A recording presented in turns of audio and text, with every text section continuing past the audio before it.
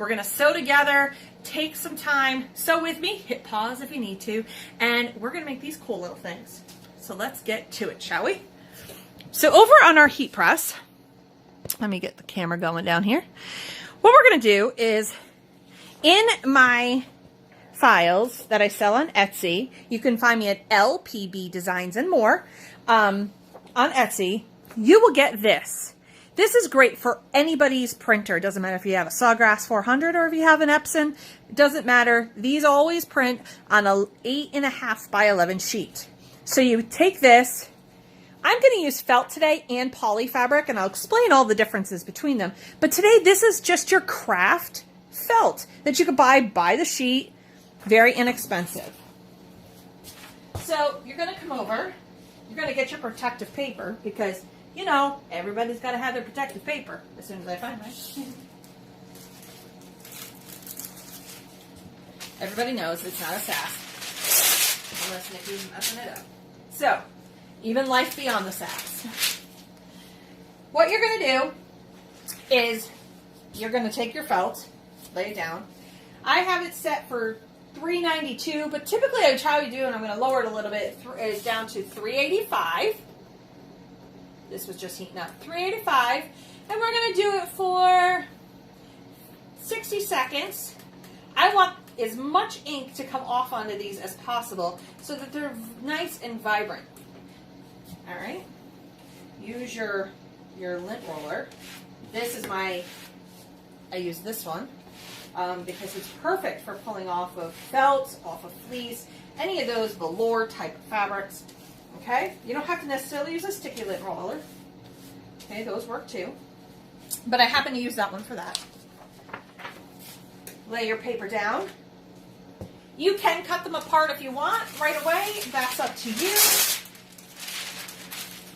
What we're going to do, there. We've now made our sublimation sandwich.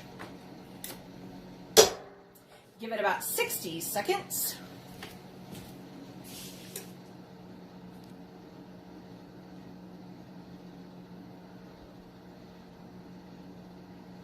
All right, I think we're still rolling. Got about 20 seconds left. So while this is, make sure you print off all of your copies of everything that you possibly need for this, and then we're just going to keep right on going. Got about 10 more seconds.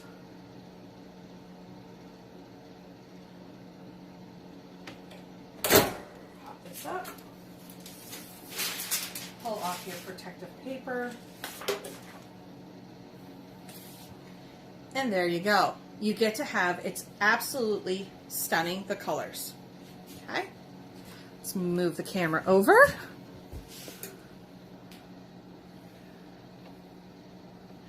All right. And now let's let the fun begin, shall we? All right. So, in your kit, you're going to get the design. You're also going to get a pattern so that you can go get your own fabric if you want, but what fun would that be if you can create your own? So you get a 6 month at 12, or 0 to 6 and 6 to 12 months. You also get the instructions for those who want to read them. What you're going to need are pins. Cut out your pieces. You're going to need, for this one, it's 4.5 inches of elastic. It does say in my instructions to use 1/8 of an inch, but you can also use 1/4 of an inch. That's perfectly acceptable as well. So we have that. I also cut some poly fabric because, well, yes, you don't need to line these, and it does say that you need to cut 4 toes out. If you're using felt or fleece, you don't have to. Now, here's the thing. A poly fabric that you can sub on, 2 of these would make great summer slippers. Felt is like a mid-weight, and then fleece is a heavyweight. So you can gauge what time of year it is, where you live, as to what kind you want to make. With also that said, this is the bottom, okay? You can leave the fleece or the flannel on the bottom, but you can also, but I didn't have any in stock, was suede. And the suede has some grip to it, so that would be the actual bottom. But for this tutorial, we are just going to line it with regular white and use the pink on the bottom, and that's what we're going to do. So first things first, you're going to cut out your pattern. You're going to get all your pieces out. All right, so this is piece 1. And what we want to do is this is your heel. Now, it prints this way. You want to take it, go horizontal, flip it in half, and you can give it a good crease. Okay? Give it a good crease. Okay? And what you're going to want to do is you're going to want to sew an 1/2 inch casing. Okay? Line it up. Give yourself a good 1/2 inch casing. Make sure you do a couple back stitches as well. I am using colored thread just for this tutorial so you can see what it looks like. Okay. So, once you have that, trim up all of this wonderful fabric, or these threads, okay? And there you go. That is your casing, okay? Now what you want to do is you want to get a safety pin. Why? Well, because the safety pin is what's going to help you guide through your piece. So you just slide this in, guide it through, guide and slide, guide and slide. Okay? Now, go all the way to the end. You want to leave a little bit of a piece out. All right? You want to tack it down. You want to give it a couple little back stitches. Okay? Nothing too crazy. There we go. Okay? And then you're going to want to pull this through. Give it a little tug.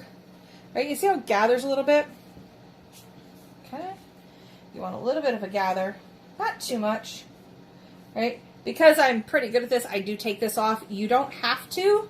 I'm just really good at this. So I'll take this off, and it's easier for feeding through my sewing machine.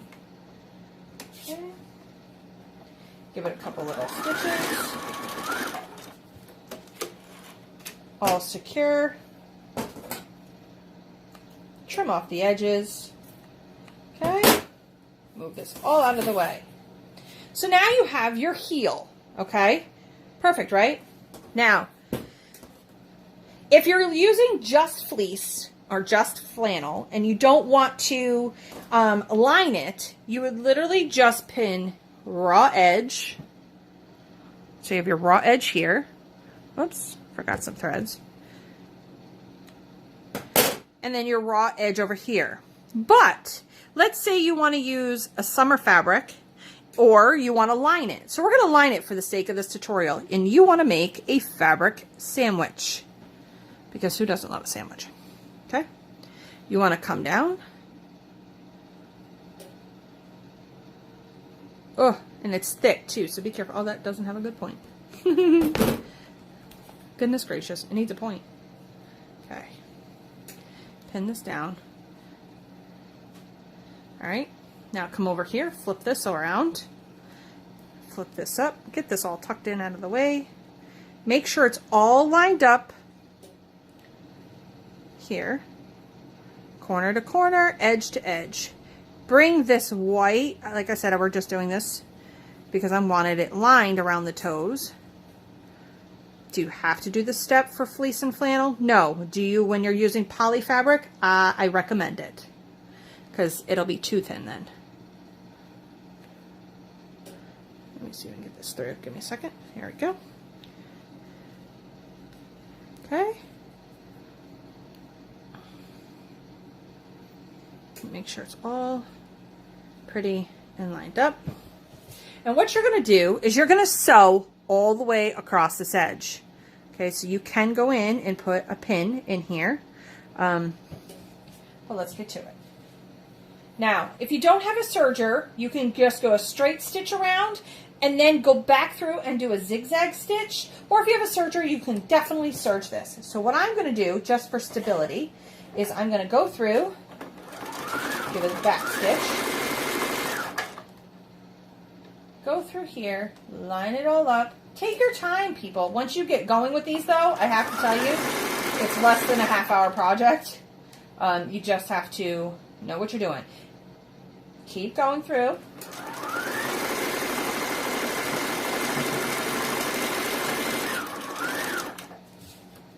pull it off.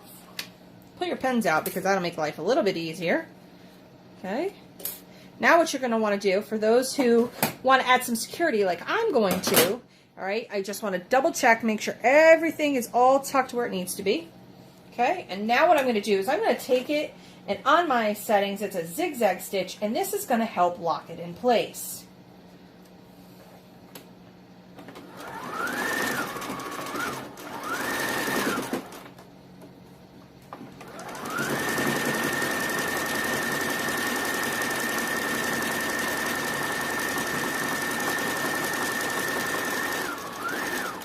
So no worries if you don't have one.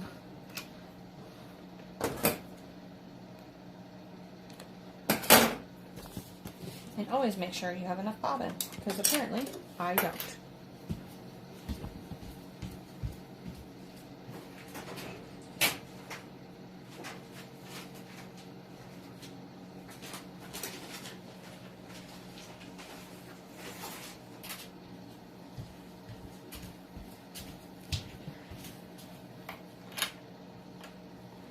And really for me, for this tutorial, I would obviously use the right color thread, because you don't want to be using thread that doesn't match for obvious reasons. But, you know, just an everyday life tutorial. Why not? So make sure you have enough bobbin on this to complete your project. Let's continue. So now that you have, let's finish up this raw edge.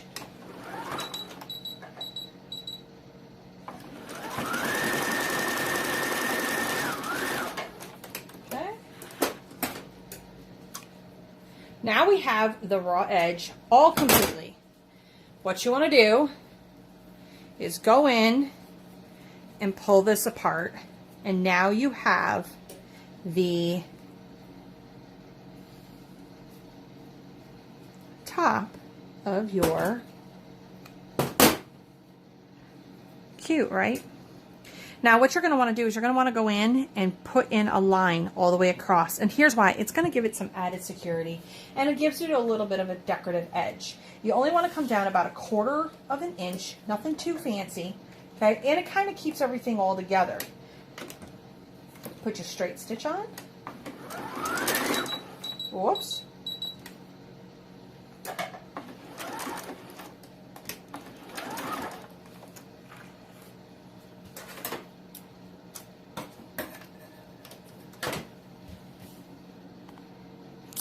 Okay, what you want to do is get in here, take that straight edge. All right, whoops. Now be careful going through there because you have a lot of fabric. So you just want to guide it through gently. And remember, this is just really thick through here. So if you're a beginner sewer, take your time with it and just guide it through. There we go.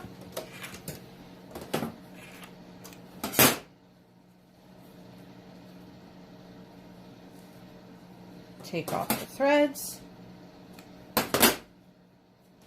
And there you go. You have a nice decorative edge right on the top.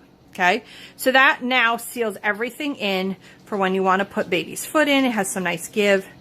And there we go. Now, the way to do this, if you're going to put suede on the bottom or whatnot, whatever your actual bottom that hits the ground, that goes, believe it or not, face side up when you're putting it together. Now, flip this inside out. Okay. And what you're going to do is you're going to pin top to top, bottom to bottom, and you're going to pin this all the way around. Okay, so you've gone through and you've now pinned it all the way around. What you want to do is kind of concave it in so that these all match up and make a beautiful sandwich. So now what you're going to do is straight stitch all the way around it. Once you get to a pin, pull it and make sure, again, this is for some of our beginners, go back through and you add that zigzag stitch so that you know it's where it needs to be. Every so often, pull your needles out or your pins out.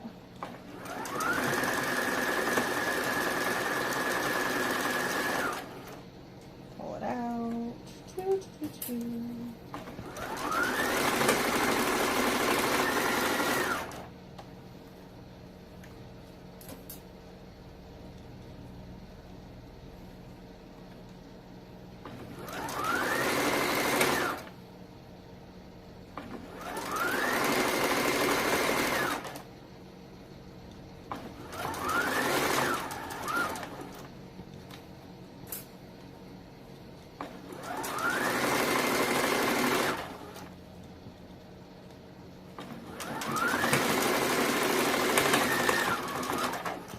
Now, if you want to check yourself before you add that zigzag stitch to make sure that you've absolutely covered all your edges, you can go through here when you flip it to make sure, especially where it's white and whatnot, and make sure that it's all in there, all right?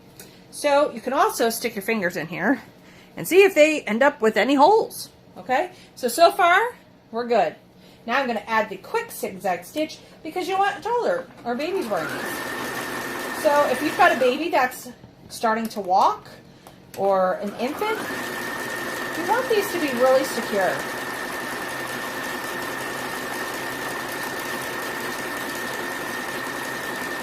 And the zigzag stitch actually adds a really nice finish to the edge.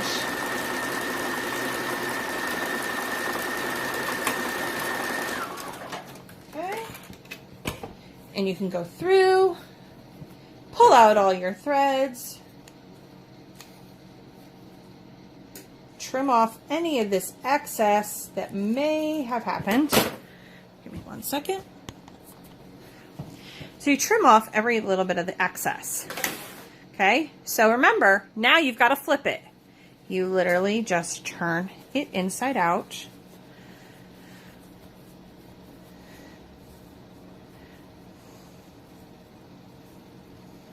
Get it all pushed in every corner of the universe. Oop, there's a little bit of a thread sticking through. Just trim that off. No big deal.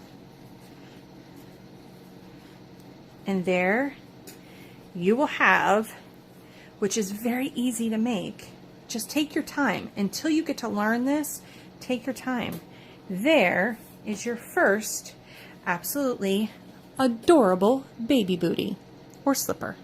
So for me, we could put the fabric on the outside here, or you could have tucked it in on the inside.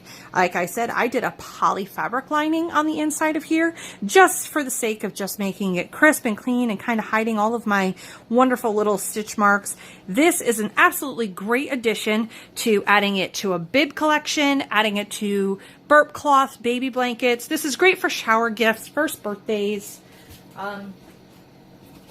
all of that happy fun stuff. Cute, right?